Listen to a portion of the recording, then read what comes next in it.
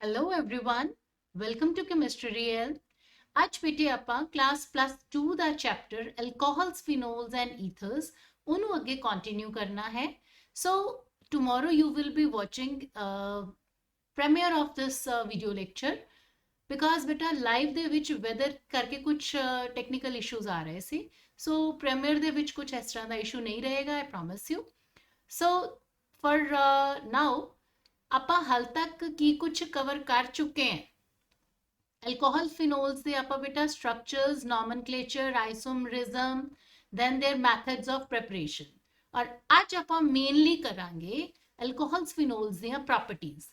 ਸ਼ੁਰੂਆਤ ਕਰਾਂਗੇ physical properties ਦੇ ਨਾਲ ਤੇ ਕੋਸ਼ਿਸ਼ ਕਰਾਂਗੇ ਕਿ ਅੱਜ ਜਿੰਨੀਆਂ ਮੈਕਸਿਮਮ ਕੈਮੀਕਲ ਪ੍ਰੋਪਰਟੀਜ਼ ਵੀ ਕਵਰ ਹੋ ਸਕਦੀਆਂ ਉਹ ਵੀ ਕਵਰ ਕਰ ਲਿੱਤੀਆਂ ਜਾਣ। ਸੋ ਵਿਦਆਊਟ ਵੇਸਟਿੰਗ ਮਚ ਟਾਈਮ ਆਪਾਂ ਲੈਕਚਰ ਸ਼ੁਰੂ ਕਰਦੇ ਹਾਂ। आई होप ਤੁਹਾਡੇ ਸਾਰਿਆਂ ਦੇ ਕੋਲੇ ਕਾਪੀ ਪੈਨ ਹੱਥ ਵਿੱਚ ਹੈ ਔਰ ਤੁਸੀਂ ਰਿਟਨ ਨਾਲ ਦੀ ਨਾਲ ਆਪਣਾ ਕੰਮ ਪੂਰਾ ਕਰੋਗੇ, ਕਨਸੈਪਟ ਨੂੰ ਅੱਛੀ ਤਰ੍ਹਾਂ ਅੰਡਰਸਟੈਂਡ ਕਰੋਗੇ। ਸੋ ਸਭ ਤੋਂ ਪਹਿਲੇ ਆਪਾਂ ਕਰਨੀਆਂ ਹੈ ਫਿਜ਼ੀਕਲ ਪ੍ਰੋਪਰਟੀਜ਼ ਆਫ ਐਲਕੋਹਲ। तो पहली फिजिकल प्रॉपर्टी है अल्कोहल की फिजिकल स्टेट। ਜਿਹੜੇ ਲੋਅਰ ਮੈਂਬਰਸ ਹੈ ਅਲਕੋਹਲਸ ਦੇ ਉਹ ਕਿਸ ਤਰ੍ਹਾਂ ਦੇ ਹੁੰਦੇ ਹੈ? ਉਹ ਹੁੰਦੇ ਹੈ ਕਲਰਲੈਸ ਲਿਕੁਇਡ ਤੇ ਉਹਨਾਂ ਦੀ ਇੱਕ ਖਾਸ ਸਮੈਲ ਹੁੰਦੀ ਹੈ ਜਿਹਨੂੰ ਅਸੀਂ ਅਲਕੋਹਲਿਕ ਸਮੈਲ ਕਹਿੰਦੇ ਆ ਤੇ ਟੇਸਟ ਜਿਹੜਾ ਬਰਨਿੰਗ ਟੇਸਟ ਹੁੰਦਾ। ਪਰ ਜਿਹੜੇ ਹਾਇਰ ਮੈਂਬਰ ਹੈ ਉਹਨਾਂ ਦਾ ਕੋਈ ਰੰਗ ਨਹੀਂ ਹੁੰਦਾ, ਕੋਈ ਉਹਨਾਂ ਦੀ ਸਮੈਲ ਨਹੀਂ ਹੁੰਦੀ ਤੇ ਉਹ ਲਿਕੁਇਡ ਨਹੀਂ ਹੁੰਦੇ ਬਲਕਿ ਉਹ ਵੈਕਸ ਵਰਗੇ ਸੋਲਿਡ ਹੁੰਦੇ। ਸੋ ਆਪਾਂ ਇੱਥੇ ਯਾਦ ਕੀ ਰੱਖਣਾ ਹੈ ਕਿ ਜਿਹੜੇ ਤਾਂ ਐਲਕੋਹਲਸ C12 ਤੋਂ ਹੇਠ ਹੈ ਉਹ ਹੋਏ ਲੋਅਰ ਮੈਂਬਰਸ, ਉਹ ਹੋਣਗੇ ਲਿਕੁਇਡਸ, ਕਲਰਲੈਸ ਲਿਕੁਇਡ। ठीक है, बर्निंग टेस्ट और करेक्टरिस्टिक स्मेल। पर ਜਿਹੜੇ ਹਾਇਰ ਮੈਂਬਰਸ ਹੈ ਯਾਨੀ C12 ਤੋਂ ਬੜੇ ਉਹਨਾਂ ਦਾ ਕੋਈ ਰੰਗ ਨਹੀਂ ਹੋਣਾ, ਕੋਈ ਸਮੈਲ ਨਹੀਂ ਹੋਣੀ ਤੇ ਉਹ ਸੋਲਿਡ ਹੋਣਗੇ ਨਾ ਕਿ ਲਿਕੁਇਡ। ਕਹੇ ਜੇ ਸੋਲਿਡ ਵੈਕਸ ਵਰਗੇ। ਦੂਸਰੀ ਫਿਜ਼ੀਕਲ ਪ੍ਰੋਪਰਟੀ ਹੈ ਐਸੋਸੀਏਟਿਡ ਨੇਚਰ। ਕਿਉਂਕਿ ਐਲਕੋਹਲ ਮੋਲੀਕਿਊਲਸ ਦੇ ਵਿਚਕਾਰ ਆ ਐਲਕੋਹਲ ਮੋਲੀਕਿਊਲਸ ਹੈ ਇਹਨਾਂ ਦੇ ਵਿਚਕਾਰ ਪ੍ਰੈਜ਼ੈਂਟ ਹੈ hydrogen bonding. Hydrogen bonding present ਹੋਣ ਕਰਕੇ ਜਿਹੜੇ ਐਲਕੋਹਲਸ ਹੈ ਦੇ ਸ਼ੋ ਐਸੋਸੀਏਟਿਡ ਨੇਚਰ। ਬੇਟਾ ਇਹ ਤੁਸੀਂ ਹਾਈਡਰੋਜਨ ਬੌਂਡਿੰਗ ਕਿਵੇਂ ਬਣਾਣੀ ਹੈ ਇਹ ਵੀ ਇੱਕ ਵਾਰੀ ਦੇਖ ਲਓ। ਹਾਈਡਰੋਜਨ ਬੌਂਡ ਬਣਾਉਣ ਦੇ ਲਈ ਪੁੱਤਰ ਇਹ ਸਮਝ ਲਓ ਵੀ ਹਾਈਡਰੋਜਨ ਬੌਂਡਿੰਗ ਹੁੰਦੀ ਵੀ ਕੀ ਹੈ। ਜਦੋਂ ਕਿਸੇ ਮੋਲੀਕਿਊਲ ਦੇ ਵਿੱਚ ਹਾਈਡਰੋਜਨ ਜਿਹੜੀ ਹੈ ਉਹ ਕਿਸੇ ਇਲੈਕਟ੍ਰੋਨੈਗੇਟਿਵ ਐਟਮ ਦੇ ਨਾਲ ਅਟੈਚਡ ਹੈ ਤਾਂ ਇਲੈਕਟ੍ਰੋਨੈਗੇਟਿਵ ਐਟਮ ਦੇ ਕੋਲੇ ਪਾਰਸ਼ੀਅਲ ਨੈਗੇਟਿਵ ਚਾਰਜ ਔਰ ਹਾਈਡਰੋਜਨ ਕੋਲੇ ਪਾਰਸ਼ੀਅਲ ਪੋਜ਼ਿਟਿਵ ਚਾਰਜ ਆ ਜਾਏਗਾ। ਸੋ ਜੇ ਤੁਸੀਂ ਧਿਆਨ ਨਾਲ ਦੇਖੋ ਤਾਂ ਇਸ ਤਰੀਕੇ ਦੇ ਨਾਲ ਹਰ ਮੋਲੀਕਿਊਲ ਕੋਲੇ ਪਾਰਸ਼ੀਅਲ ਨੈਗੇਟਿਵ ਔਰ ਪਾਰਸ਼ੀਅਲ ਪੋਜ਼ਿਟਿਵ, ਕਿਉਂਕਿ ਜਿਹੜਾ ਸ਼ੇਅਰਡ ਪੇਅਰ ਆਫ ਇਲੈਕਟ੍ਰੋਨ ਹੈ ਨਾ ਇਸ ਬੌਂਡ ਦੇ ਵਿੱਚ ਆਕਸੀਜਨ ਦੀ ਇਲੈਕਟ੍ਰੋਨੈਗੇਟਿਵ ਨੇਚਰ ਮਤਲਬ ਹੈ ਸ਼ੇਅਰਡ ਪੇਅਰ ਹੋ ਇਲੈਕਟ੍ਰੋਨ ਨੂੰ ਆਪਣੇ ਵੱਲ ਖਿੱਚ ਕੇ ਰੱਖਦਾ ਹੈ। ਤੇ ਜੇ ਇਸੇ ਤਰੀਕੇ ਨਾਲ ਦੂਜਾ ਆਪਾਂ ਮੋਲੀਕਿਊਲ ਦੇਖੀਏ ਐਲਕੋਹਲ ਦਾ, ਇਹਦੇ ਤੇ ਵੀ ਪਾਰਸ਼ੀਅਲ ਨੈਗੇਟਿਵ ਔਰ ਪਾਰਸ਼ੀਅਲ ਪੋਜ਼ਿਟਿਵ ਚਾਰਜ ਸੈਪਰੇਸ਼ਨ ਹੋਈ ਹੋਈ ਹੈ। ਇੱਕ ਐਲਕੋਹਲ ਮੋਲੀਕਿਊਲ ਦੀ ਹਾਈਡਰੋਜਨ ਦੂਜੇ ਐਲਕੋਹਲ ਮੋਲੀਕਿਊਲ ਦੇ ਆਕਸੀਜਨ ਦੇ ਨਾਲ positive negative attraction will be there. ਇਸੇ ਤਰੀਕੇ ਦੇ ਨਾਲ ਸਾਰੇ ਐਲਕੋਹਲ ਮੋਲੀਕਿਊਲਸ ਜਿਹੜੇ ਹੈ ਉਹ ਆਪਸ ਦੇ ਵਿੱਚ ਐਸੋਸੀਏਸ਼ਨ ਸ਼ੋ ਕਰਦੇ ਹੈ, ਆਪਸ 'ਚ ਜੁੜੇ ਹੁੰਦੇ। ਸੋ ਐਸੋਸੀਏਸ਼ਨ ਜੇ ਅੰਡਰਸਟੈਂਡ ਕਰਨੀ ਹੈ ਤਾਂ ਆਪਾਂ ਨੂੰ ਟੈਕਨੀਕਲ ਵਰਡ ਇੰਟਰਮੋਲੀਕਿਊਲਰ ਹਾਈਡਰੋਜਨ ਬੌਂਡਿੰਗ, ਇਹ ਜਦੋਂ ਤੁਸੀਂ ਸਬਜੈਕਟਿਵ ਅਟੈਂਪਟ ਕਰਨੀ ਹੈ ਨਾ ਬੇਟਾ ਤਾਂ ਉੱਥੇ ਆ ਵਰਡ ਜ਼ਰੂਰ ਆਣਾ ਚਾਹੀਦਾ ਹੈ। ਜੇ ਤੁਹਾਨੂੰ ਪੁੱਛਿਆ ਜਾਂਦਾ ਹੈ ਕਿ ਐਲਕੋਹਲਸ ਸ਼ੋ ਐਸੋਸੀਏਸ਼ਨ ਵਾਈ, तो answer will be because of intermolecular hydrogen bonding और उत्थे तुसी ये बना के दिखानी है हाइड्रोजन बॉन्डिंग। ठीक है, सो नेक्स्ट आ जाती है बॉइलिंग पॉइंट। एल्कोहल्स के जिहड़े बॉइलिंग पॉइंट्स हैं वो जिद्दां जिद्दां एल्कोहल्स दे विच कार्बन एटम्स का नंबर वधेगा उस तरह उन्हां दा बॉइलिंग पॉइंट भी वध जाएगा। ਹੁਣ ਕਹਿਣ ਦਾ ਮਤਲਬ ਇਹ ਹੈ ਕਿ ਸਪੋਜ਼ ਤੁਸੀਂ C5 ਪੈਂਟੇਨੋਲ ਦਾ ਫਾਰਮੂਲਾ C5H11OH ਔਰ ਪ੍ਰੋਪੇਨੋਲ C3H7OH, ਹੁਣ ਇਹਨਾਂ ਦੋਨਾਂ ਦੇ ਵਿੱਚੋਂ ਦੀ ਤੁਹਾਨੂੰ ਪੁੱਛਿਆ ਜਾਵੇ ਜਾਂ ਕੋਈ ਵੀ ਦੋ ਐਲਕੋਹਲਸ ਦੇ ਵਿੱਚੋਂ ਪੁੱਛਿਆ ਜਾਵੇ ਕਿ ਕਿੰਨਾ ਬੋਇਲਿੰਗ ਪੁਆਇੰਟ ਜ਼ਿਆਦਾ ਹੋਏਗਾ ਤਾਂ ਜਿੰਦੇ ਵਿੱਚ ਨੰਬਰ ਆਫ ਕਾਰਬਨ ਐਟਮ ਜ਼ਿਆਦਾ ਹੈ ਉਹਦਾ ਬੋਇਲਿੰਗ ਪੁਆਇੰਟ ਜ਼ਿਆਦਾ ਹੋਏਗਾ। ਪਰ ਜੇ number of carbon atom same ਹੋਣ, as you can see here, ਇੱਥੇ ਬਿਊਟੇਨੋਲ ਹੈ, ਪ੍ਰਾਇਮਰੀ, ਸੈਕੰਡਰੀ, ਟਰਸ਼ਰੀ, मतलब OH ग्रुप ਜਿਹੜਾ ਪ੍ਰਾਇਮਰੀ ਕਾਰਬਨ ਤੇ ਲੱਗਿਆ ਹੋਇਆ ਹੈ ਜਾਂ OH ग्रुप ਸੈਕੰਡਰੀ ਕਾਰਬਨ ਤੇ ਲੱਗਿਆ ਹੈ ਜਾਂ OH ग्रुप ਟਰਸ਼ਰੀ ਕਾਰਬਨ ਤੇ ਲੱਗਿਆ ਹੈ। ਪਰ ਜੇ ਤੁਸੀਂ ਦੇਖੋ ਵੀ ਇਹਨਾਂ ਦੇ ਵਿੱਚ number of carbon atom same ਹੈ ਪਰ ਇਹਨਾਂ ਦੇ ਬੋਇਲਿੰਗ ਪੁਆਇੰਟ ਸੇਮ ਨਹੀਂ ਹੈ, ਤਾਂ ਤੁਸੀਂ ਜਿਵੇਂ ਮੈਂ ਇੱਥੇ ਡਰਾ ਕੀਤਾ ਬੇਟਾ, ਯੂ ਕੈਨ ਸੀ ਕਿ ਆਹ ਮੋਲੀਕਿਊਲ ਜਿਹੜਾ ਹੈ ਇਹਦਾ ਸਰਫੇਸ ਏਰੀਆ ਜ਼ਿਆਦਾ ਹੈ, ਜਿੱਦਾਂ ਜਿੱਦਾਂ ਬ੍ਰਾਂਚਿੰਗ ਵੱਧ ਰਹੀ ਹੈ ਸਰਫੇਸ ਏਰੀਆ ਘਟ ਰਿਹਾ ਹੈ, ਮੋਲੀਕਿਊਲ ਗੋਲਾਈ ਵੱਲ, ਗਲੋਬੂਲਰ ਸ਼ੇਪ ਵੱਲ ਜਾ ਰਿਹਾ ਹੈ। ਜਿੰਨਾ ਸਰਫੇਸ ਏਰੀਆ ਘਟ ਗਿਆ ਉਨੀ ਹੀ ਵੈਂਡਰਵਾਲ ਫੋਰਸ ਵੀ ਡਿਕਰੀਜ਼ ਹੋ ਜਾਏਗੀ, ਜਿੰਨੀ ਵੈਂਡਰਵਾਲ ਫੋਰਸ ਡਿਕਰੀਜ਼ ਹੋਗੀ ਉਨਾ ਬੋਇਲਿੰਗ ਪੁਆਇੰਟ ਡਿਕਰੀਜ਼ ਹੋ ਜਾਏਗਾ। ਸੋ ਪ੍ਰਾਇਮਰੀ, ਸੈਕੰਡਰੀ, ਟਰਸ਼ਰੀ ਦੇ ਵਿੱਚੋਂ ਟਰਸ਼ਰੀ ਦਾ ਬੋਇਲਿੰਗ ਪੁਆਇੰਟ ਜਿਹੜਾ ਹੈ ਉਹ ਸਭ ਤੋਂ ਘੱਟ ਹੋਏਗਾ। ਬੇਟਾ ਇਹਦੇ ਤੇ ਕੁਐਸਚਨ ਤੁਹਾਨੂੰ ਪੁੱਛਿਆ ਜਾ ਸਕਦਾ ਹੈ and you should be able to answer the question ਕਿ ਜੇ ਤਾਂ ਤੁਹਾਡੇ ਕੋਲੋਂ ਬੋਇਲਿੰਗ ਪੁਆਇੰਟ ਪੁੱਛਿਆ ਜਾਂਦਾ ਹੈ ਕੋਈ ਦੋ ਐਲਕੋਹਲਸ ਦੇ ਵਿੱਚ, ਮੰਨ ਲਓ C5 ਹੈ, C10 ਹੈ, ਜਿੰਦੇ ਚ ਕਾਰਬਨ ਦੀ ਐਟਮਸ ਦੀ ਗਿਣਤੀ ਜ਼ਿਆਦਾ ਹੋਏਗੀ ਉਹਦਾ ਬੋਇਲਿੰਗ ਪੁਆਇੰਟ ਜ਼ਿਆਦਾ ਹੈ। ਪਰ ਜੇ ਦੋ ਅਜਿਹੇ ਕੇਸ ਪੁੱਛ ਲਏ, ਦੋ ਐਲਕੋਹਲਸ ਇਹੋ ਜਿਹੇ ਪੁੱਛ ਲਏ ਜਿਨ੍ਹਾਂ ਚ ਕਾਰਬਨਸ ਦੀ ਗਿਣਤੀ ਬਰਾਬਰ ਹੈ, ਤਾਂ ਕੀ ਇਹਨਾਂ ਐਲਕੋਹਲਸ ਦਾ ਯਾਨੀ ਕਿ ਪ੍ਰਾਇਮਰੀ, ਸੈਕੰਡਰੀ, ਟਰਸ਼ਰੀ ਸਟਰਕਚਰਸ ਹੈ ਕਿ ਇਹਨਾਂ ਦੇ ਬੋਇਲਿੰਗ ਪੁਆਇੰਟ ਸੇਮ ਹੋਣਗੇ? नो। ਤੁਸੀਂ ਇਹ ਯਾਦ ਰੱਖਣਾ ਹੈ ਕਿ ਟਰਸ਼ਰੀ ਦਾ ਘੱਟ ਹੋਏਗਾ। ਕਿਉਂ? ਕਿਉਂਕਿ ਟਰਸ਼ਰੀ 'ਚ ਸਭ ਤੋਂ ਵੱਧ ਬ੍ਰਾਂਚਿੰਗ ਹੋਗੀ। ਓਕੇ, ਸੋ ਨੈਕਸਟ ਕੁਐਸਚਨ ਹੈ ਜੋ ਆਪਾਂ ਇੱਥੇ ਐਲਕੋਹਲਸ ਦੀ ਫਿਜ਼ੀਕਲ ਪ੍ਰੋਪਰਟੀ ਕਰਨੀ ਹੈ, ਉਹ ਬਹੁਤ ਹੀ ਇੰਪੋਰਟੈਂਟ ਹੈ। ਇਹ ਚੀਜ਼ ਹੈ ਸੋਲਿਬਿਲਿਟੀ। ਸੋਲਿਬਿਲਿਟੀ ਦਾ ਮਤਲਬ ਕੀ ਹੁੰਦਾ ਬੇਟਾ? ਇਹ ਕਾਫੀ ਇੰਪੋਰਟੈਂਟ ਕੁਐਸਚਨ ਹੈ ਕਿ ਐਲਕੋਹਲਸ ਜਿਹੜੇ ਹੈ ਉਹਨਾਂ ਦੇ ਲੋਅਰ ਮੈਂਬਰਸ ਪਾਣੀ ਦੇ ਵਿੱਚ ਬਹੁਤ ਹੀ ਈਜ਼ੀਲੀ ਘੁਲ ਜਾਂਦੇ ਹੈ। as you can see this is alcohol and this is water। so answer ਜਿਹੜਾ ਹੈ clear ਸਾਹਮਣੇ ਹੀ ਆ ਜਾਂਦਾ ਆਪਣੇ ਕਿ alcohol molecules can form hydrogen bond with water। so hydrogen bond ਬਣਨ ਕਰਕੇ ਪਾਣੀ ਦੇ ਨਾਲ alcohol hydrogen bond ਬਣਾਉਂਦਾ ਹੈ, ਜਿਸ ਕਰਕੇ lower members of alcohols are highly soluble in water। ਪਰ ਸੋਲਿਬਿਲਿਟੀ ਘਟ ਜਾਏਗੀ ਜਿੱਦਾਂ ਜਿੱਦਾਂ ਐਲਕਾਈਲ ਗਰੁੱਪ ਦਾ ਸਾਈਜ਼ ਵੱਡਾ ਹੋ ਗਿਆ। ਠੀਕ, ਸੋ ਜਿੱਦਾਂ ਜਿੱਦਾਂ ਐਲਕਾਈਲ ਗਰੁੱਪ ਦਾ ਸਾਈਜ਼ ਬੜਾ ਹੋਏਗਾ solubility will decrease. Last physical property of alcohols is density. Alcohols ਪਾਣੀ ਤੋਂ ਹਲਕੇ ਹੁੰਦੇ ਹੈ, ਇਹਨਾਂ ਦੀ ਡੈਂਸਿਟੀ ਪਾਣੀ ਨਾਲੋਂ ਘੱਟ ਹੁੰਦੀ ਹੈ। ਪਰ ਐਲਕੋਹਲਸ ਦੀ ਡੈਂਸਿਟੀ ਜਿੱਦਾਂ ਜਿੱਦਾਂ ਐਲਕੋਹਲਸ ਦਾ ਮੋਲੀਕੂਲਰ ਮਾਸ ਵਧੀ ਜਾਂਦਾ ਨਾ ਉਦਾਂ ਉਦਾਂ ਐਲਕੋਹਲਸ ਦੀ ਡੈਂਸਿਟੀ ਵੀ ਵਧੀ ਜਾਂਦੀ ਹੈ। ਸੋ ਨੈਕਸਟ ਜਿਹੜਾ ਆਪਾਂ ਕਰਨਾ ਹੈ ਬੇਟਾ that is physical properties of phenols।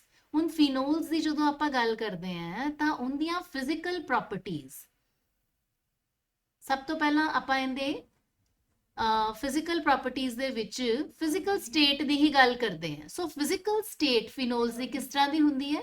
ਫਿਨੋਲਸ ਕਲਰਲੈਸ, ਕ੍ਰਿਸਟਲਾਈਨ, solid ਜਾਂ ਲਿਕੁਇਡ ਹੁੰਦੇ ਆ। ਆਬਵੀਅਸਲੀ ਲੋਅਰ ਮੈਂਬਰਸ ਜਿਹੜੇ ਲਿਕੁਇਡਸ ਹੋਣਗੇ, ਹਾਇਰ ਮੈਂਬਰਸ ਸੋਲਿਡਸ ਹੋਣਗੇ, ਤੇ ਇਹਨਾਂ ਦਾ ਇੱਕ ਖਾਸ ਕਿਸਮ ਦੀ ਸਮੈਲ ਹੁੰਦੀ ਹੈ ਜਿਹਨੂੰ ਆਪਾਂ ਫਿਨੋਲਿਕ ਅਡੋਰ ਕਹਿੰਦੇ ਹਾਂ, ਯਾਦ ਰੱਖਣੀ ਹੈ। ਦੂਸਰੀ ਫਿਜ਼ੀਕਲ ਪ੍ਰੋਪਰਟੀ ਹੈ ਸੋਲਿਬਿਲਿਟੀ।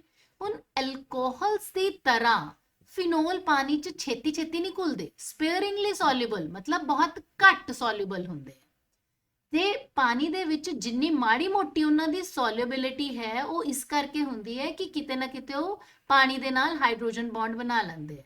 ਬਟ ਆਮ ਤੌਰ ਤੇ ਜੇ ਆਪਾਂ ਦੇਖੀਏ ਨਾ ਤਾਂ ਮੈਂ ਤਾਂ ਇਹਨੂੰ ਇਹੀ ਕਹੂੰਗੀ ਕਿ alcohols are insoluble in water because they have no ability to form, they show inability to form hydrogen bond with water।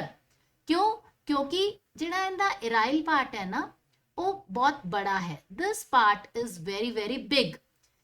ਇਹ ਜਿਹੜੀ ਪਾਰਟ ਹੈ ਨਾ ਬੇਟਾ ਇਰਾइल part, this is non-polar, this is non-polar, ਔਰ ਇਹ ਇੰਨਾ ਕੁ ਵੱਡਾ ਹੁੰਦਾ ਹੈ ਕਿ ਇਹ OH ਬੌਂਡ ਦੀ ਜਿਹੜੀ ਪੋਲੈਰਿਟੀ ਹੈ ਉਹਨੂੰ ਇਹ ਮਾਸਕ ਕਰ ਲੈਂਦਾ।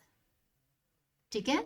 सो आ चीज जे बड़ी चीज ਜਿਹੜੀ ਹੈ ਉਹ ਜ਼ਿਆਦਾ ਬਲਕੀ ਗਰੁੱਪ ਜਿਹੜਾ ਨਾਨ ਪੋਲਰ ਹੈ ਉਹ OH ਦੀ ਪੋਲੈਰਿਟੀ ਨੂੰ ਕਵਰ ਕਰ ਜਾਂਦਾ ਹੈ, ਜਿਸ ਕਰਕੇ ਫੀਨੋਲਸ ਜਿਹੜੇ ਹੈ ਉਹ ਅਲਕੋਹਲਸ ਦੀ ਤਰ੍ਹਾਂ ਪਾਣੀ 'ਚ ਨਹੀਂ ਡਿਸੋਲਵ ਹੁੰਦੇ। ਠੀਕ। ਸੋ ਨੈਕਸਟ ਇੱਥੇ ਆਪਾਂ ਕਰਨਾ ਹੈ ਹੁਣ ਬੋਇਲਿੰਗ ਪੁਆਇੰਟ।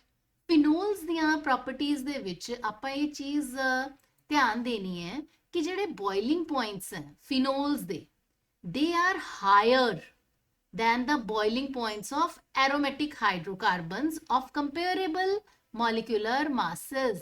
इतना मतलब ये है कि जे कोई दो आपा एरोमेटिक हाइड्रोकार्बन लेते हैं जिन्ना दा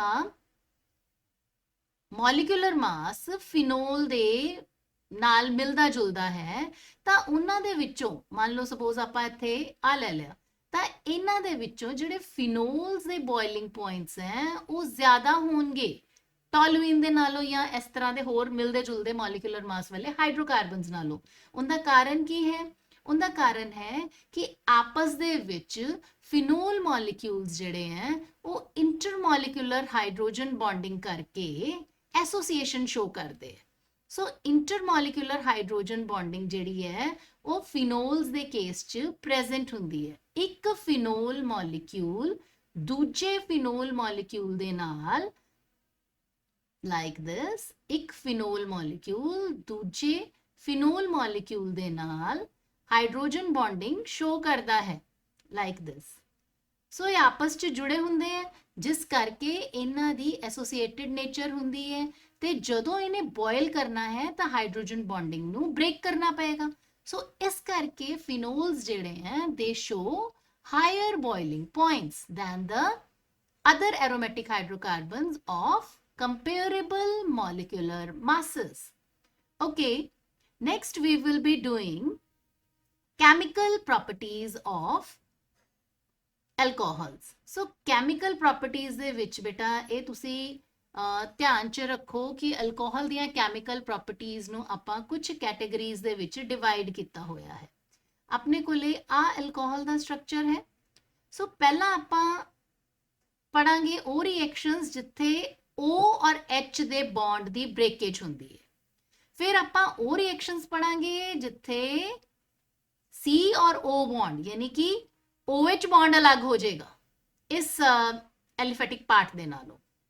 ਔਰ ਤੀਸਰੀਆਂ ਜਿਹੜੀਆਂ ਹੈ ਉਹ ਉਹਦੇ ਵਿੱਚ ਪੂਰਾ ਦਾ ਪੂਰਾ alcohol molecule on the whole ਇਹ ਪਾਰਟਿਸਿਪੇਟ ਕਰੇਗਾ। ਸੋ ਇੱਥੇ ਜਿਹੜੀ ਆਪਾਂ ਪਹਿਲੀ ਕੈਟਾਗਰੀ ਕਰ ਰਹੇ ਹਾਂ ਨਾ ਹੁਣ, ਉਹਦੇ ਵਿੱਚ ਆਪਾਂ ਕਲੀਵੇਜ ਆਫ ਆਕਸੀਜਨ ਹਾਈਡਰੋਜਨ ਬੌਂਡ ਇਹਨੂੰ ਸਟੱਡੀ ਕਰਨਾ ਹੈ ਕਿ ਬੌਂਡ ਇੱਥੋਂ ਟੁੱਟ ਰਿਹਾ ਹੈ। ਠੀਕ ਹੈ। ਸੋ ਤੁਸੀਂ ਇੱਥੇ ਸੋਚ ਹੀ ਸਕਦੇ ਹੋ ਬੇਟਾ ਕਿ ਜੇ ਕਿਸੇ ਚੀਜ਼ ਦੇ ਵਿੱਚੋਂ ਜੇ ਆ ਬੌਂਡ ਟੁੱਟ ਗਿਆ, ਠੀਕ ਹੈ, H ਪੋਜ਼ਿਟਿਵ ਬਾਹਰ ਨਿਕਲਿਆ, anything which releases H positive is called acid. So alcohols behave as acid. ਸੋ ਇਹਦਾ ਪ੍ਰੂਫ ਹੈ ਪਹਿਲੀ ਰਿਐਕਸ਼ਨ ਜਿੱਥੇ ਅਲਕੋਹਲ ਮੈਟਲ ਦੇ ਨਾਲ ਰਿਐਕਟ ਕਰਕੇ ਹਾਈਡਰੋਜਨ ਗੈਸ ਪ੍ਰੋਡਿਊਸ ਕਰਦਾ ਹੈ। ਠੀਕ ਹੈ।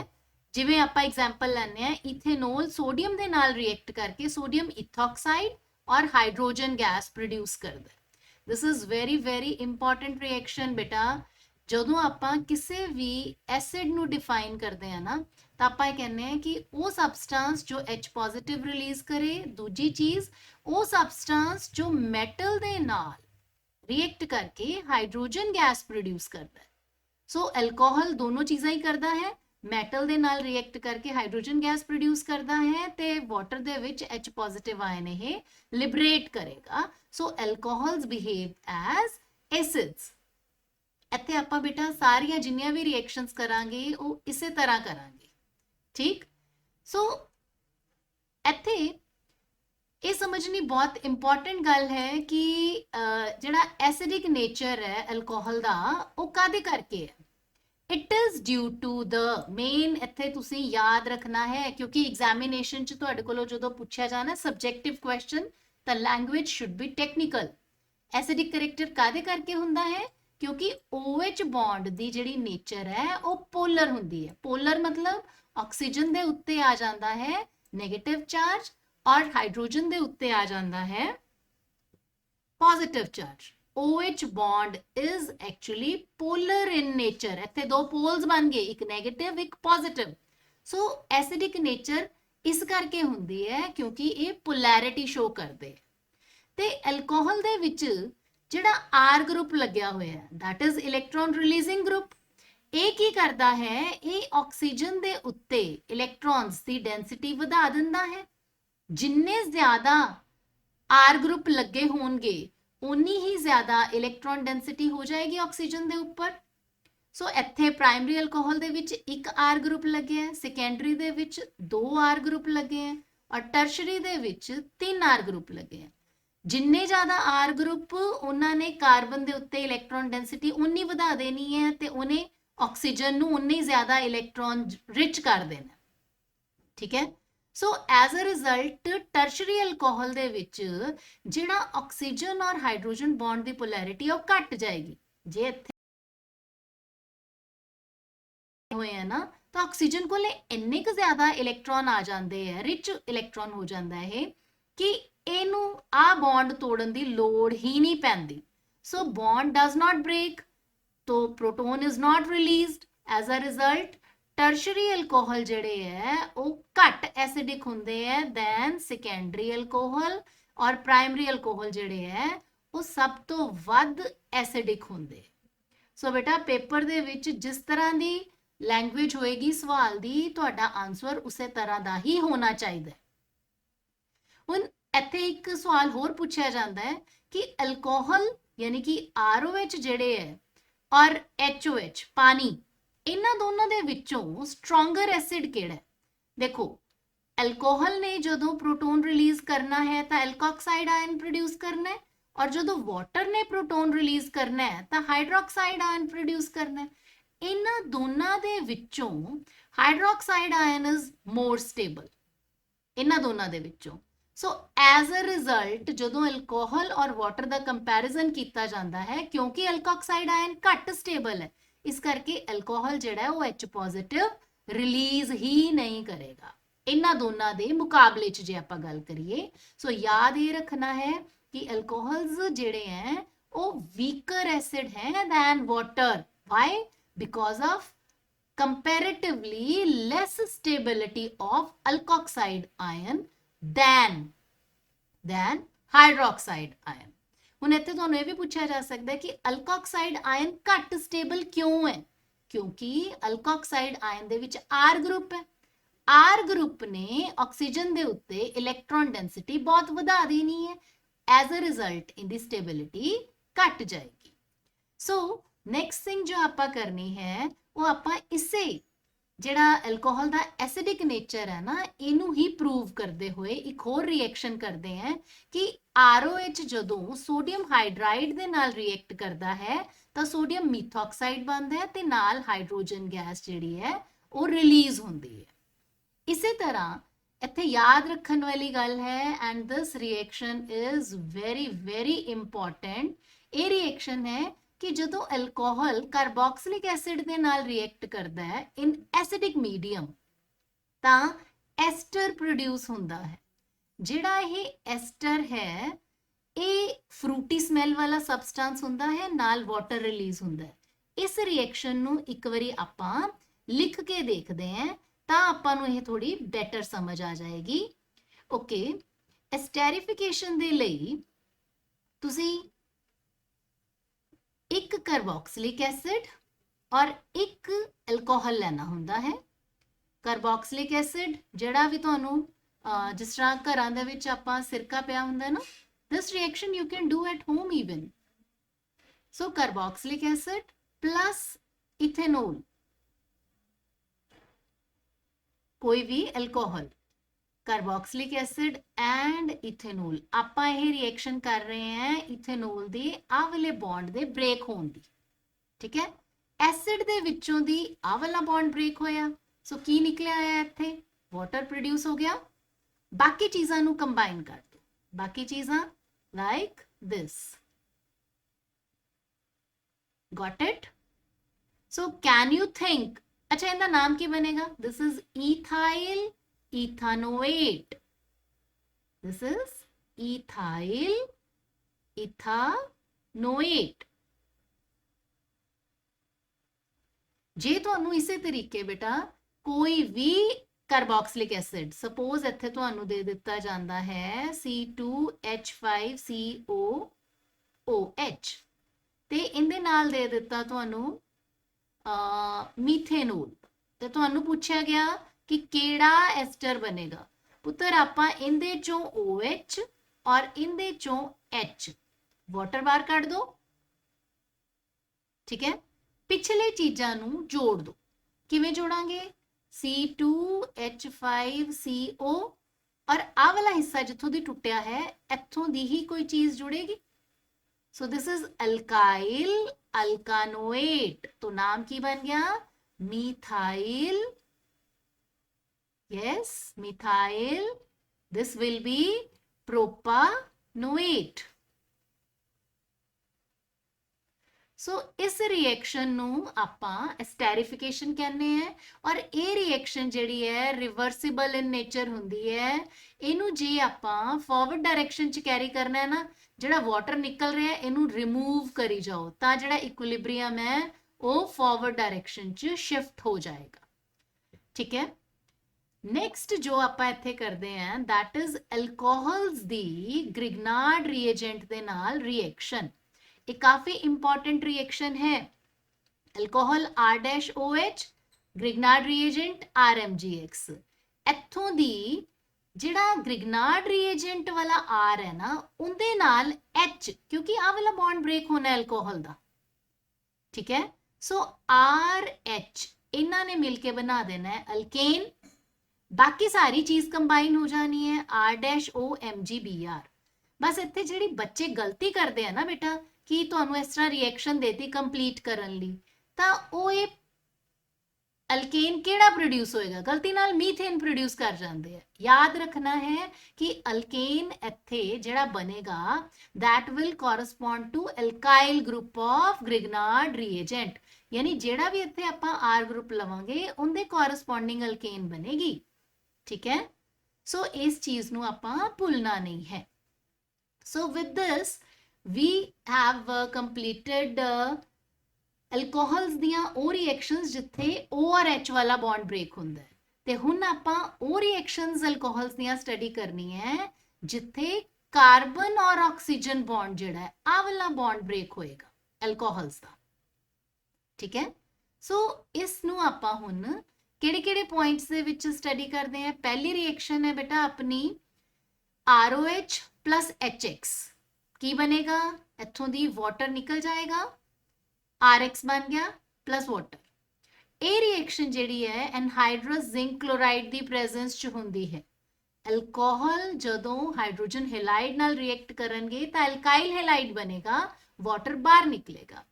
ਇਸੇ ਤਰ੍ਹਾਂ ਦੀ ਦੂਸਰੀ ਰਿਐਕਸ਼ਨ ਹੈ ਜਦੋਂ ਆਪਾਂ ਅਲਕੋਹਲ ਨੂੰ PCl5 ਦੇ ਨਾਲ ਟ੍ਰੀਟ ਕਰਦੇ ਹਾਂ। ਅਗੇਨ ਆਹ ਵਾਲਾ ਬੌਂਡ ਟੁੱਟ ਜਾਣਾ ਹੈ, ਠੀਕ ਹੈ। RCl ਬਣ ਗਿਆ, POCl3 ਨਾਲ ਨਿਕਲ ਜਾਏਗਾ ਔਰ HCl ਲਿਬਰੇਟ ਹੋਏਗਾ। ਇਸੇ ਤਰ੍ਹਾਂ ਤੀਸਰੀ ਰਿਐਕਸ਼ਨ ਜਿੰਦੇ ਵਿੱਚ ਆਪਾਂ ਥਾਇਓਨਾਈਲ ਕਲੋਰਾਈਡ ਜਿਹੜਾ SOCl2 ਹੈ ਇਹਦੇ ਨਾਲ ਜਦੋਂ ਅਲਕੋਹਲ ਰਿਐਕਟ ਕਰਦੇ ਆ ਨਾ ਤਾਂ ਇਹ ਮੈਥਡ ਜਿਹੜਾ ਹੈ ਬੈਸਟ ਮੈਥਡ ਮੰਨਿਆ ਜਾਂਦਾ ਹੈ to produce alkyl halide. Why best method? This is very important question. Why best method? Because ਇਹਦੇ ਚ ਦੋ ਹੋਰ ਪ੍ਰੋਡਕਟ ਜਿਹੜੇ ਨਿਕਲ ਰਹੇ ਆ ਦੇ ਆਰ ਗੈਸ਼ੀਅਸ। ਇਹਨੇ ਵੀ ਸਿਸਟਮ ਦੇ ਵਿੱਚੋਂ ਬਾਹਰ ਨਿਕਲ ਜਾਣਾ ਹੈ ਤੇ HCl ਨੇ ਵੀ ਬਾਹਰ ਨਿਕਲ ਜਾਣਾ ਹੈ। ਪਿੱਛੇ ਜਿਹੜਾ ਐਲਕਾਈਲ ਹੈਲਾਈਡ ਬਣੇਗਾ ਉਹ ਪਿਓਰ ਬਣੇਗਾ, ਇਹਨੂੰ ਆਪਾਂ ਨੂੰ ਫਰਦਰ ਪਿਓਰੀਫਾਈ ਕਰਨ ਦੀ ਲੋੜ ਨਹੀਂ ਪੈਂਦੀ। ਸੋ ਨੈਕਸਟ ਆ ਜਾਂਦੇ हैं ਹੁਣ ਐਲਕੋਹਲਸ ਦੇ ਉਹ ਰਿਐਕਸ਼ਨਸ ਜਿਨ੍ਹਾਂ ਦੇ ਵਿੱਚ ROH ਮੋਲੀਕਿਊਲ ਕੰਪਲੀਟਲੀ ਪੂਰੇ ਦਾ ਪੂਰਾ ਪਾਰਟਿਸਿਪੇਟ ਕਰਦਾ ਹੈ। ਸੋ ਇਹਦੇ ਵਿੱਚ ਪਹਿਲੀ ਰਿਐਕਸ਼ਨ ਜੋ ਆਪਾਂ ਪੜ੍ਹਦੇ ਹਾਂ that is acidic dehydration। मतलब अल्कोहल ਦੇ ਉੱਤੇ ਜੇ ਆਪਾਂ ਐਸਿਡ ਪਾਵਾਂਗੇ ਤਾਂ ਅਲਕੋਹਲ ਚੋਂ ਪਾਣੀ ਬਾਹਰ ਨਿਕਲ ਜਾਣਾ ਹੈ, ਡੀਹਾਈਡਰੇਟ ਹੋ ਜਾਣਾ ਹੈ। ਅਲਕੋਹਲ ਦੇ ਵਿੱਚੋਂ ਜਦੋਂ ਪਾਣੀ ਬਾਹਰ ਨਿਕਲਣਾ ਹੈ ਤਾਂ ਪਿੱਛੇ ਅਲਕੀਨ ਬਚੇਗੀ। ਸੋ ਇਹਦਾ ਮੈਕੈਨਿਜ਼ਮ ਆਪਾਂ ਸਮਝਦੇ ਹਾਂ। ਮੈਕੈਨਿਜ਼ਮ ਸਮਝ ਕੇ ਆਪਾਂ ਇਹਨੂੰ ਲਿਖ ਕੇ ਦੇਖਣਾ ਹੈ। ਸੋ ਸਭ ਤੋਂ ਪਹਿਲਾਂ ਕੀ ਹੋਏਗਾ ਕਿ ਜਿਹੜਾ ਐਸਿਡ ਹੈ ਯਾਨੀ ਜਿਹੜਾ ਪ੍ਰੋਟੋਨ ਹੈ ਉਹ ਐਲਕੋਹਲ ਨੂੰ ਜਾ ਕੇ ਪ੍ਰੋਟੋਨੇਟ ਕਰ ਦੇਗਾ, ਇੱਥੇ ਆਕਸੀਜਨ ਦੇ ਉੱਤੇ ਪੋਜ਼ਿਟਿਵ ਚਾਰਜ ਆ ਜਾਏਗਾ। ਠੀਕ, ਹੁਣ ਆਕਸੀਜਨ ਦੇ ਉੱਤੇ ਪੋਜ਼ਿਟਿਵ ਚਾਰਜ ਤਾਂ ਬਹੁਤ ਅਨਸਟੇਬਲ ਜੀ ਚੀਜ਼ ਹੁੰਦੀ ਹੈ, ਇਹ ਇੱਥੋਂ ਦੀ ਪੂਰੇ ਦਾ ਪੂਰਾ ਵਾਟਰ ਮੋਲੀਕਿਊਲ ਜਿਹੜਾ ਉਹ ਬਾਹਰ ਨਿਕਲ ਜਾਏਗਾ ਤੇ ਕਾਰਬਨ ਦੇ ਉੱਤੇ ਪੋਜ਼ਿਟਿਵ ਚਾਰਜ ਆ ਜਾਏਗਾ, ਕਾਰਬੋਕੈਟਾਇਨ ਬਣ ਜਾਏਗਾ। ਜਿਹੜਾ ਇਹ ਕਾਰਬੋਕੈਟਾਇਨ ਹੈ ਇਹਦੇ ਵਿੱਚੋਂ ਦੀ ਇੱਕ ਹਾਈਡਰੋਜਨ ਹੋਰ ਰਿਮੂਵ ਹੋ ਜਾਂਦੀ ਹੈ ਐਜ਼ H ਪੋਜ਼ਿਟਿਵ, ਔਰ ਦੋਨੋਂ ਕਾਰਬਨਸ ਜਿਹੜੀਆਂ ਉਹ ਡਬਲ ਬੌਂਡ ਆਪਸ ਦੇ ਵਿੱਚ ਜਨਰੇਟ ਕਰ ਲੈਂਦੀ ਹੈ। ਸੋ ਇੱਥੇ ਇੱਕ ਵਾਰੀ ਆਪਾਂ ਰਿਟਨ ਪ੍ਰੈਕਟਿਸ ਕਰਕੇ ਦੇਖਦੇ ਹਾਂ ਕਿ ਇਹ ਕਿਵੇਂ ਆਪਾਂ ਲਿਖਣਾ ਹੈ। ਸੋ what we are going to do is mechanism of dehydration of alcohol। So alcohol the dehydration ਦਾ ਮਤਲਬ ਹੈ ਕਿ alcohol ਦੇ ਵਿੱਚੋਂ ਪਾਣੀ ਬਾਹਰ ਨਿਕਲਿਆ। ਠੀਕ, ਸੋ ਯਾਦ ਰੱਖੋ alcohol ਦੇ ਉੱਤੇ ਆਪਾਂ ਕੋਈ ਵੀ ਐਸਿਡ ਪਾਇਆ, ਮਿਨਰਲ ਐਸਿਡ ਜਿਵੇਂ ਸਲਫਿਊਰਿਕ ਐਸਿਡ ਪਾਤਾ ਸਪੋਜ਼, ਤਾਂ ਆਪਣੇ ਕੋਲੇ ਐਲਕੀਨ ਬਣ ਜਾਣੀ ਹੈ ਤੇ ਵਾਟਰ ਨੇ ਬਾਹਰ ਨਿਕਲ ਜਾਣਾ। ਸੋ ਇਹਦਾ ਮੈਕੈਨਿਜ਼ਮ ਆਪਾਂ ਕਿਵੇਂ ਕਰਾਂਗੇ? ਸੋ ਫਰਸਟ ਥਿੰਗ ਇਜ਼ ਕਿ ਜਿਹੜਾ ਆਪਣੇ ਕੋਲੇ ਐਲਕੋਹਲ ਮੋਲੀਕਿਊਲ ਹੈ, ਠੀਕ, ਉਹਦੇ ਵਿੱਚ ਪ੍ਰੋਟੋਨੇਸ਼ਨ ਹੋ ਜਾਣੀ ਹੈ। As a result you can see ਬੇਟੇ ਇੱਥੇ ਕੋਈ ਵੀ ਆਕਸੀਜਨ ਜਦੋਂ ਡਬਲ ਇੱਕ ਪਾਸੇ ਇਹਨੇ ਇੱਧਰ ਬੌਂਡ ਬਣਾਇਆ ਇੱਕ ਪਾਸੇ ਇੱਧਰ, ਤੇ ਇਹਦੇ ਕੋਲੇ ਦੋ ਲੋਨ ਪੇਅਰ ਹੋਣਗੇ, H ਪੋਜ਼ਿਟਿਵ ਇਹਦੇ ਨਾਲ ਜਾ ਕੇ ਅਟੈਚ ਹੋ ਗਿਆ, ਸੋ ਇਹਦੇ ਕੋਲੇ ਕੇਵਲ ਇੱਕ ਲੋਨ ਪੇਅਰ ਰਹਿ ਗਿਆ ਤੇ ਇੱਥੇ ਪੋਜ਼ਿਟਿਵ ਚਾਰਜ ਆ ਜਾਏਗਾ। ਜਦੋਂ ਇੱਥੇ ਪੋਜ਼ਿਟਿਵ ਚਾਰਜ ਆ ਗਿਆ ਇਹ ਚੀਜ਼ ਤਾਂ ਅਨਸਟੇਬਲ ਹੋ ਜਾਏਗੀ। ਸੋ ਇਹਦੇ ਵਿੱਚੋਂ ਦੀ, ਇਸ ਸਟਰਕਚਰ ਦੇ ਵਿੱਚੋਂ ਦੀ ਵਾਟਰ ਜਿਹੜਾ ਹੈ ਉਹ ਬਾਹਰ ਨਿਕਲ ਜਾਂਦਾ, ਵਾਟਰ ਇਜ਼ ਲੌਸਟ। ਹੁਣ ਜਦੋਂ ਵਾਟਰ ਬਾਹਰ ਨਿਕਲ ਗਿਆ ਤਾਂ ਪਿੱਛੇ ਕੀ ਬਚ ਜਾਏਗਾ? R positive. R ਪੋਜ਼ਿਟਿਵ ਜਿਹਨੂੰ ਅਸੀਂ ਕਹਿੰਦੇ ਆ ਕਾਰਬੋਕੈਟਾਇਨ। ਸੋ ਕਾਰਬੋਕੈਟਾਇਨ ਦੇ ਵਿੱਚੋਂ ਮੰਨ ਲਓ ਹੁਣ ਆਪਣੇ ਕੋਲੇ ਕੁਝ ਇਸ ਤਰੀਕੇ ਦਾ ਕਾਰਬੋਕੈਟਾਇਨ ਹੈ, ਇੱਥੇ ਪੋਜ਼ਿਟਿਵ ਚਾਰਜ ਹੈ ਔਰ ਇੱਥੇ ਸਾਰੇ ਕਿਤੇ ਹਾਈਡਰੋਜਨਸ ਲੱਗੇ ਹੋਏ ਨੇ। ਠੀਕ ਹੈ, ਸੋ ਜੇ ਇੱਥੋਂ ਦੀ ਹਾਈਡਰੋਜਨ ਬਾਹਰ ਨਿਕਲ ਜਾਏ ਐਜ਼ H ਪੋਜ਼ਿਟਿਵ ਔਰ ਆਪਣੇ ਹੀ ਇਲੈਕਟ੍ਰੋਨ ਇਸੇ ਕਾਰਬਨ ਨੂੰ ਦੇ ਜਾਏ ਤਾਂ ਇਹ ਦੋਨੋਂ ਕਾਰਬਨਸ ਕੋਲੇ ਇੱਕ ਇੱਕ ਵੈਲੈਂਸੀ ਘੱਟ ਹੈ। ਐਜ਼ ਅ ਰਿਜ਼ਲਟ ਇਹਨਾਂ ਕੋਲੇ ਇੱਥੇ ਡਬਲ ਬੌਂਡ ਜਨਰੇਟ ਹੋ ਜਾਏਗਾ ਐਂਡ ਦਿਸ ਇਜ਼ ਐਲਕੀਨ। ਸੋ ਇਸ ਮੈਕੈਨਿਜ਼ਮ ਨੂੰ ਬੇਟਾ ਆਪ ਤੁਸੀਂ ਖੁਦ ਦੁਬਾਰਾ ਲਿਖ ਕੇ ਦੇਖਣਾ ਹੈ। ਨੈਕਸਟ ਆ ਜਾਂਦਾ ਹੈ ਉਹ ਰਿਐਕਸ਼ਨ ਜਿੱਥੇ ਐਲਕੋਹਲਸ ਜਿਹੜੇ ਹੈ ਐਜ਼ ਅ ਹੋਲ ਪਾਰਟਿਸਿਪੇਟ ਕਰਦੇ ਆ, ਪੂਰਾ ਦਾ ਪੂਰਾ alcohol. that reaction is oxidation of alcohols। ਸੋ ਇਹਦੇ ਚ ਯਾਦ ਰੱਖਣਾ ਹੈ ਕਿ ਪ੍ਰਾਇਮਰੀ ਐਲਕੋਹਲ ਨੇ ਆਕਸੀਡਾਈਜ਼ ਹੋ ਕੇ ਐਲਡੀਹਾਈਡ ਬਣਾਣਾ ਹੈ, ਸੈਕੰਡਰੀ ਐਲਕੋਹਲ ਨੇ ਆਕਸੀਡਾਈਜ਼ ਹੋ ਕੇ ਕੀਟੋਨ ਬਣਾਣਾ ਹੈ, ਔਰ ਟਰਸ਼ਰੀ ਐਲਕੋਹਲਸ ਦੇ ਕੇਸ ਦੇ ਵਿੱਚ ਕਾਰਬਨ ਡਾਈਆਕਸਾਈਡ ਦੀ ਸ਼ਕਲ ਦੇ ਵਿੱਚ ਵੀ ਕਾਰਬਨ ਜਿਹੜੇ ਹੈ ਉਹ ਬਾਹਰ ਨਿਕਲ ਜਾਂਦੇ ਹੈ। ਕਹਿਣ ਦਾ ਮਤਲਬ ਹੈ ਕਿ ਸੈਕੰਡਰੀ ਐਲਕੋਹਲ ਚ ਜਿੰਨੇ ਕਾਰਬਨ ਹੈ ਉਹਨਿਆਂ ਦੇ ਕੋਰਸਪੋਂਡਿੰਗ ਕੀਟੋਨ ਬਣ ਜਾਏਗਾ, ਪਰ ਟਰਸ਼ਰੀ ਦੇ ਵਿੱਚ ਨੰਬਰ ਆਫ ਕਾਰਬਨ ਐਟਮਸ ਘਟ ਜਾਂਦੇ ਆ ਜਦੋਂ ਕੀਟੋਨ ਬਣਦਾ। ਕਿਵੇਂ ਦੇਖੋ, ਹੁਣ ਜੇ ਆਪਾਂ ਇੱਥੋਂ ਦੀ ਇੱਕ H ਔਰ ਆ ਵਾਲਾ H ਜੇ ਆਪਾਂ ਇਹ ਬਾਹਰ ਕੱਢ ਦਿੰਨੇ ਆ, ਠੀਕ, -H2 ਲਿਖਿਆ ਹੈ ਨਾ, something like this।